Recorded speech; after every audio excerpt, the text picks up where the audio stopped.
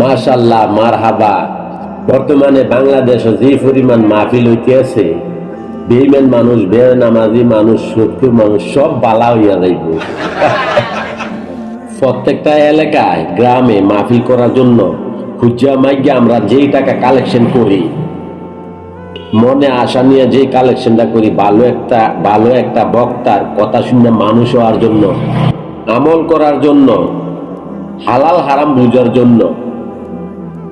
আমি সব বক্তাদের কথা বলবো না, কিছু কিছু বক্তা আছে এমন বয়ান করে 70,000, 80,000, 1,00,000 টাকা তারা ফিস্ট।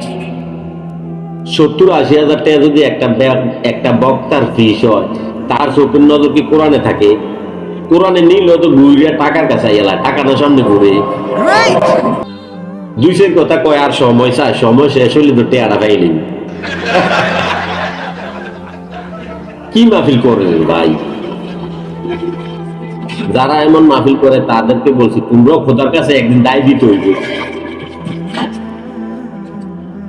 আমরা এত কষ্টের টাকাগুলো তোমরা নিয়া জুকারের মতো কিচ্ছা কাহিনী করে শেষ করে দিবা। কিছু কিছু মাহফিল শুনি, ওই মুরব্বী, ওই ওই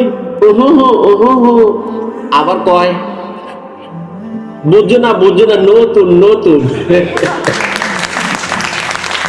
কোন ফুয়া পান বেড়ায় মাহফিলের থেকে বাইরে ঘুমাইলে ঘুমের ভিতরেও আসে ঘুমা। এটা আবার কোন মাহফিল? মানুষের মাহফিল মাহফিল। মুসলমান ভাইয়েরা, আপনাদেরকে একটা কথা বলি, মন দিয়ে শোনেন।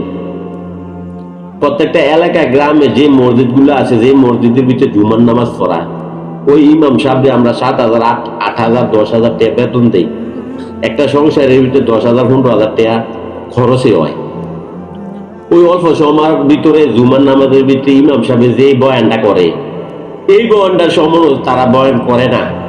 একটা দিন কি কেউ চিন্তা করছেন ওই 8,000, 10,000 টাকা দিয়ে ইমাম সাহেবরা সংসার নিজের খরচ কিভাবে চালা? ধৈর্য ধরে ফুরিস ওই রমজান মাসের লেগে।